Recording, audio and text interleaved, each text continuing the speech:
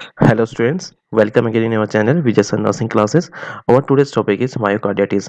आज का हमारा टॉपिक है मायोकार्डिटिस और इस वीडियो में हम जानेंगे कि जो मायोकार्डिटिस होता है वो क्या होता है, इसकी डेफिनेशन क्या होती है और इसके जो कॉजेज हैं उसके बारे में जानेंगे। इसके अलावा हम जानेंगे कि जो पैथोफिजियोलॉजी होती है मायोकार्डिटिस की वो क्या होती है और जो इसके साइन सिम्टम्स हैं वो क्या होते हैं और जो इसके इन्वेस्टिगेशंस होती हैं, यानी जो मायोकार्डिटिस है उसको डिटेक्ट करने के लिए हम कौन कौन से इन्वेस्टिगेशन कर सकते हैं और लास्टली हम इसमें जानेंगे कि जो उसका ट्रीटमेंट है वो क्या होता है। फर्स्टली हम बात करते हैं इंट्रोडक्शन के बारे में। डियर स्टूडेंट, जैसे मैं आपको पहले ही बताते आया हूँ, अगर कोई डिजीज स्टार्ट होती है तो उस वर्ड का हमेशा मतलब समझना है आपको। जैसे कि आपका मायोकार्डिटिस है तो इसमें जो मायो होता है इसका मीनिंग होता है आपका मसल्स, और कार्डियम का मीनिंग होता है आपका हार्ट, और आइटिस का मीनिंग होता है आपका इन्फ्लामेशन। यानी inflammation of the myocardium layer of the heart is called myocarditis. And myocarditis can affect the heart muscle and heart electrical system and reducing heart ability to pump and causing rapid और abnormal heart rhythm। जो myocarditis है ये हमारी heart की muscles को affect करता है।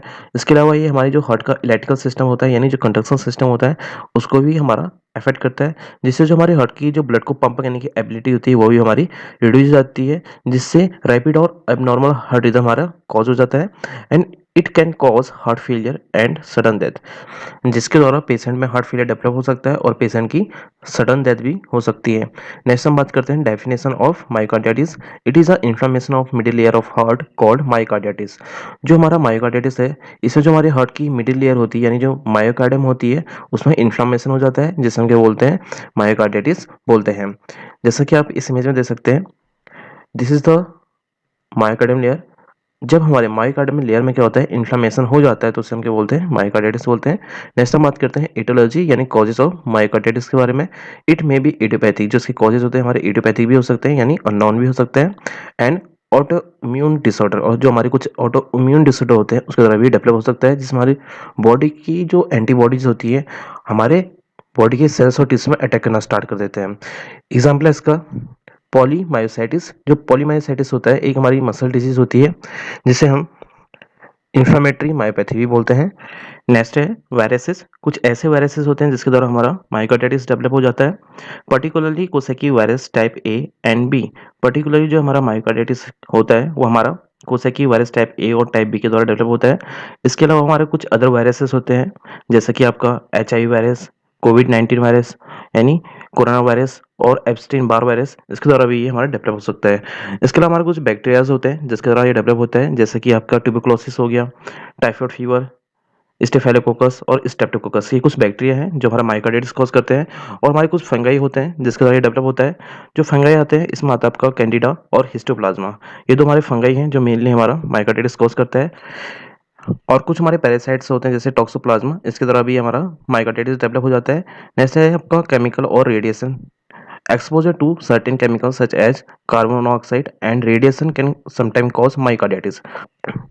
अगर कोई पर्सन केमिकल्स और रेडिएशन के एक्सपोजर में ज़्यादा आता है तो उसमें हमारा मायोकार्डिटिस डेवलप होने के ज़्यादा चांसेस रहते हैं। जैसे हमारे कुछ केमिकल्स हैं आपके, जैसा आपका है कार्बन मोनोऑक्साइड। अगर कोई कार्बन मोनोऑक्साइड के कांटेक्ट में ज़्यादा आ रहा है तो उसमें डेवलप हो सकता है। और अगर कोई पर्सन हमारा रेडिएशन के एक्सपोजर में ज़्यादा आ रहा है तो उसमें भी हमारा मायोकार्डिटिस डेवलप हो सकता है। नेक्स्ट आता है आपका मेडिकेशन और illegal drugs that might cause an allergic और टॉक्सिक रिएक्शंस। और कुछ ऐसे मेडिकेशंस और इलीगल ड्रग्स होते हैं जिससे पेशेंट में एलर्जिक और जो टॉक्सिक रिएक्शंस होता है वो डेवलप होना स्टार्ट हो जाता है और मायोकार्डिटिस डेवलप हो जाता है। These includes drug use to treat cancer. और ऐसे ड्रग्स जो हमारे कैंसर को ट्रीट करने में यूज़ की जाती हैं उसके द्वारा भी डेवलप हो सकता है, जैसे कुछ हमारी कीमोथेरेपी ड्रग्स होती हैं। और antibiotics such as penicillin and sulfonamide drugs. और कुछ हमारी एंटीबायोटिक्स जैसे कि पेनिसिलिन और सल्फोनामाइड ड्रग्स होती हैं, इसके द्वारा भी डेवलप हो सकता है। और कुछ हमारी एंटी सीजर्स मेडिकेशंस होती हैं। और कुछ हमारे इलीगल सब्सटेंस होते हैं जैसे कि आपका कोकीन। जब कोई पर्सन इसका एक्सेसिव अमाउंट में यूज़ करता है उसमें भी हमारा मायोकार्डिटिस डेवलप हो सकता है। नेक्स्ट हम बात करते हैं पैथोफिजियोलॉजी ऑफ मायोकार्डिटिस के बारे में। ड्यू टू इटियोलॉजिकल फैक्टर यानी जो बैक्टीरियाज थे, केमिकल और जो हमारे रेडिएशन में जब पेशेंट का ज़्यादा एक्सपोजर हो रहा था, और कुछ हमारे मेडिकेशन थे और जो इलीगल ड्रग्स थे उसके द्वारा जो पेशेंट है उसमें इन्फ्लामेशन और इंजरी होने लग जाएगा मायोकार्डियल लेयर में। And after that myocardial damage, जिससे क्या होगा, जो हमारा मायोकार्डियल लेयर होती है और जो मायोकार्डियल मसल्स होती है उसमें डैमेज होना स्टार्ट हो जाएगा। एंड डिक्रीज मायोकार्डियल कॉन्ट्रैक्टिलिटी, जिससे जो हमारा मायोकार्डियल की जो कॉन्ट्रैक्टिलिटी होती है वो डिक्रीज हो जाएगी, एंड इनलार्जमेंट ऑफ हार्ट, जिससे जो हार्ट है उसका इनलार्जमेंट हो जाता है, and decrease stroke volume and cardiac output, जिससे जो स्ट्रोक वॉल्यूम है और जो कार्डियक आउटपुट होता है वो डिक्रीज हो जाता है।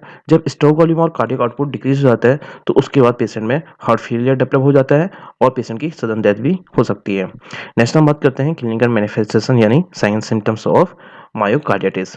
फर्स्ट आपका सडन कार्डियक डेथ, जो पेशेंट है उसमें सडन कार्डियक डेथ देखने के लिए मिलता है, एंड पेशेंट में चेस्ट पेन होगा, फीवर होगा पेशेंट को, मैलेस होगा यानी जो पेशेंट है उसको डिस्कम्फर्ट फील होगा, एंड माइल्जिया होगा पेशेंट को यानी उसमें मसल पेन होना स्टार्ट हो जाएगा, एंड फेरेंजाइटिस होगा पेशेंट को, एंड डिस्निया होगा यानी डिफिकल्टी इन ब्रीदिंग होगी, एंड शॉर्टनेस ऑफ ब्रीथ भी होगा, और पेशेंट में लिम्फ एडिनोपैथी भी देखने के लिए मिलेगा यानी जो लिम्फ नोड होते हैं उसका इन्लार्जमेंट हो जाएगा, उसमें स्वेलिंग भी हो जाएगी। नोजिया और वोमिटिंग भी होगा पेशेंट को, एरिथमिया होगा पेशेंट को यानी जो हमारे पेशेंट है उसमें जो हार्ट रिदम है उसमें क्या होगी, एबनॉर्मलिटी आ जाएगी, एंड हाइपोटेंशन देखने के लिए मिलेगा, फटीग और वीकनेस होगा पेशेंट को, और कार्डियोमायोपैथी भी डेवलप होने के ज़्यादा चांसेस रहते हैं due to myocardial dysfunction and other sign and symptoms of a viral infection. ठीक है, वो हमारे कुछ अदर साइन और सिम्टम्स होते हैं जो हमारे वायरल इन्फेक्शन के द्वारा कॉज होता है, जैसे कि आपका पेशेंट में हेडेक देखने के लिए मिलेगा, और बॉडी में पेन होगा पेशेंट में, और जॉइंट पेन भी होगा, एंड फीवर और सोर थ्रोट देखने के लिए मिलेगा, और पेशेंट में डायरिया भी देखने के लिए मिलेगा वायरल इन्फेक्शन में। नेक्स्ट हम बात करते हैं डायग्नोस्टिक फाइंडिंग्स ऑफ मायोकार्डिटिस के बारे में। फर्स्ट हम पेशेंट का हिस्ट्री कलेक्शन करेंगे और फिजिकल एग्जामिनेशन करेंगे। हिस्ट्री कलेक्शन में हम पेशेंट की पास्ट हिस्ट्री चेक करेंगे, उसमें चेक करेंगे कि जो पेशेंट है उसको पहले हार्ट अटैक आया है या नहीं। ठीक है, ये जो हमारा हार्ट अटैक की कंडीशन होती है उसके बाद हमारा क्या हो सकता है, मायोकार्डिटिस भी डेवलप हो सकता है, और पेशेंट का फिजिकल एग्जामिनेशन भी करेंगे जिसमें पेशेंट का हार्ट साउंड चेक करेंगे नॉर्मल है या नहीं है। ठीक है ना, और पेशेंट के वाइटस भी चेक करेंगे, ईसीजी करेंगे पेशेंट का to detect the electrical activity of the heart. Heart की जो इलेक्ट्रिकल एक्टिविटी होती है उसको डिटेक्ट करने के लिए और उसकी रिदम को चेक करने के लिए ईसीजी किया जाता है। और DS-10 जो ईसीजी है इसका दो दूसरा नेम होता है, वो होता है आपका ईकेजी। और ESR एंड सीआरपी हम लेवल चेक करेंगे जब भी हमारी इन्फ्लामेशन या इन्फेक्शन वाली कंडीशन होती है, उसमें हमारा जो एरिथ्रोसाइट सेडिमेंटेशन रेट होता है और हमारा सी रिएक्टिव प्रोटीन होता है इसका लेवल हमारा इंक्रीज रहता है। एंड मायोकार्डियल मार्कर टेस्ट करेंगे जिसमें हम ट्रोपोनिन का लेवल चेक करेंगे कि जब भी हमारा हार्ट डैमेज होता है तो उस टाइम पर जो हमारा ट्रोपोनिन लेवल होता है वो हमारा इंक्रीज हो जाता है। एंड एंडो मायोकार्डियल बायोप्सी करेंगे यानी जो हमारा मायोकार्डियल लेयर है उसमें से हम सेल और टिश्यू को लेंगे, उसको हम लेबोरेटरी में सेंड करेंगे। एंड इकोकार्डियोग्राफी करेंगे पेशेंट में, और सीटी स्कैन और MRI करेंगे। नेक्स्ट हम बात करते हैं मैनेजमेंट ऑफ मायोकार्डिटिस के बारे में। फर्स्ट आपका बेड रेस्ट, जो पेशेंट है उसको प्रॉपर बेड रेस्ट प्रोवाइड करेंगे, एंड ऑक्सीजन थेरेपी, और जो पेशेंट है उसको हम ऑक्सीजन थेरेपी प्रोवाइड करेंगे ताकि जो हार्ट की ऑक्सीजन जो डिमांड बढ़ रही थी उसको रिड्यूस किया जा सके, और जो पेशेंट में डिफिकल्टी इन ब्रीदिंग थी उसको भी सॉल्व किया जा सके। रिस्ट्रिक्ट साल्ट इनटेक, जो पेशेंट है उसको साल्ट को इनटेक करने के लिए मना करना है, और एंटीबायोटिक्स प्रोवाइड करेंगे to treat infections, and antiviral agents provide करेंगे फॉर वायरसेस। एग्जाम्पल है आपका रिबाविरिन और अल्फा इंटरफेरॉन हम इसमें एंटीवायरल में प्रोवाइड करते हैं। नेक्स्ट आता है आपका digoxin, is often used to treat ventricular failure because it improves myocardial contractility and reduce ventricular rate। जो डिजॉक्सिन होता है ये हमारा जो वेंट्रिकुलर फेलियर वाले पेशेंट होते हैं उसको ट्रीट करने के लिए दिया जाता है, और जो हमारा डिजॉक्सिन होता है ये जो हमारे मायोकार्डियल की जो कॉन्ट्रैक्टिलिटी होती है उसको इंक्रीज करता है, एंड रिड्यूस वेंट्रिकुलर रेट, और जो हमारा वेंट्रिकुलर रेट होता है उसको हमारा रिड्यूस करता है। नेक्स्ट आता है आपका diuretics, it may be use to reduce fluid volume and decrease preload. और जो हमारा डायरेटिक्स होता है ये हमारे जो बॉडी में फ्लूइड वॉल्यूम ज़्यादा हो जाता है उसको रिड्यूस करने में हेल्प करता है, और जो डायरेटिक्स है ये साथ में हमारे जो प्रीलोड होता है इसको भी रिड्यूस करता है, और इसमें हम पेशेंट को फ्रूसिमाइड ड्रग प्रोवाइड कराते हैं। नेक्स्ट है आपका NSAID and anti inflammatory drug provide करेंगे पेशेंट को, जिससे जो पेशेंट में इन्फ्लामेशन हो रहा है उसको रिड्यूस किया जा सके, और साथ में जो पेशेंट का चेस्ट पेन होगा वो भी हमारा रिड्यूस हो जाएगा। If hypotension is not present then intravenous medication such as nitroprussides, amrinone and milrinone are used to reduce afterload and improve cardiac output by decreasing systemic arterial resistance। अगर patient में hypotension present नहीं है तो patient को हम कुछ intravenous यानी ivy drugs provide कराते हैं, जिससे जो पेशेंट है उसका जो सिस्टमिक आर्टेरियल रेसिस्टेंस है वो डिक्रीज जाएगा और पेशेंट का जो आफ्टर लोड होगा वो डिक्रीज होगा, साथ में जो कार्डियक आउटपुट रहता है वो इम्प्रूव हो जाता है। और जिसमें कुछ ड्रग्स यूज होती है वो होती है आपकी नेटोप्रोसाइड्स, एमरिनोन और मेलरिनोन। नेक्स्ट है आपका बेटा ब्लॉकर्स, और हम पेशेंट को बेटा ब्लॉकर्स प्रोवाइड करते हैं, जिससे हम पेशेंट को एटिनोल, मेटाप्रोलोल और प्रोप्रानोल ड्रग्स प्रोवाइड करते हैं। Use of anticoagulation therapy who are at risk for thrombus formation from blood stasis in the cardiac chamber, और ऐसे पेशेंट जिनमें कार्डियक चैम्बर में ब्लड स्टेसिस के दौरान थ्रोम्बस फॉर्मेशन का ज़्यादा रिस्क रहता है, ऐसे पेशेंट को हम एंटीकोगुलेशन थेरेपी प्रोवाइड कराते हैं। And immunosuppressive therapy with agent such as prednisone, azathioprine and cyclosporine has been used to reduce myocardial inflammation and prevent irreversible myocardial damage। और हमारे जो कुछ पेशेंट होते हैं उसमें हम इम्यूनोसप्रेसिव थेरेपी भी प्रोवाइड करते हैं, और जिसमें हम पेशेंट को प्रीडेनिसोन, एजिथ्रोपिन और साइक्लोस्पोरिन हम ड्रग प्रोवाइड करते हैं, जिससे जो पेशेंट है उसमें जो मायोकार्डियल इन्फ्लामेशन हो रहा था उसको रिड्यूस किया जा सके, और जो पेशेंट में जो मायोकार्डियल डैमेज हो रहा था उससे भी हम पेशेंट को प्रिवेंट कर सकते हैं। In case of severe heart failure, intra-aortic balloon pump therapy and ventricular assisted device may be required।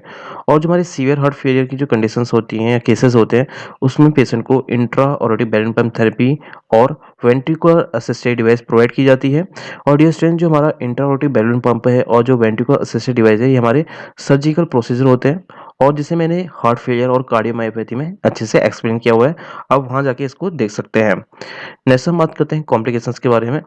अगर मायोकार्डिटिस का ट्रीटमेंट नहीं हो पाया प्रॉपर्ली तो पेशेंट में हार्ट फेलियर कंडीशन देखने के लिए मिलती है, और पेशेंट को हार्ट अटैक और स्ट्रोक आने के ज़्यादा चांसेस रहते हैं, और पेशेंट की सडन डेथ भी हो सकती है, और पेशेंट में अरिथमियास देखने के लिए भी मिलता है। Thank you students for watching this video. Please don't forget to like, share and subscribe our channel for more updates.